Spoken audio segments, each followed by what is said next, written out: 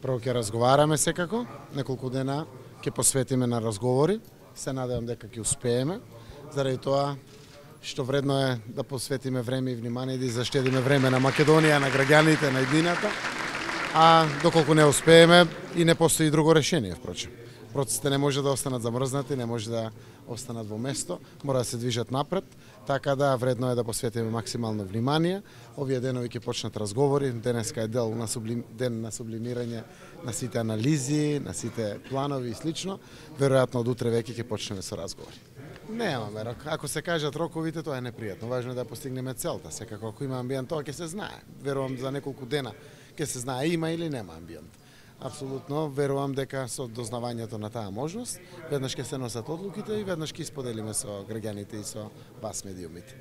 Немаме разговарано. Јас лично очекувам. Зошто очекувам? Заради тоа што изборите ќе ги сменат состојбите на подобро во функција на број на пратеници за гласањето на уставните промени. Референдумот еве заврши, граѓаните дадоа јасен правец во кој правец се движи Македонија и по кој пат треба да чекорим. Ако некој понуди алтернатива на тие разговори, ќе разгледаме тие алтернативи. Но никој не вика што е алтернатива на НАТО и НЕУ, никој не вика дека има подобар договор или може да се направи подобар договор. Апсолутно многу се очигледни, јасни чекорите по кои што треба да се движи Македонија. Од тој аспект јас очекувам одговорност од сите да се носат одлуките. Отиво спротивно, ако кажеме добро, не носиме вакви одлуки и не учествуваме во гласањето во парламентот, треба да кажеме што. И тогаш логично доаѓа избори. Ако овој пратенички состав нема капацитет од 2/3 да донесе мнозинство, следниот чекор е надежта дека некој следен ќе има.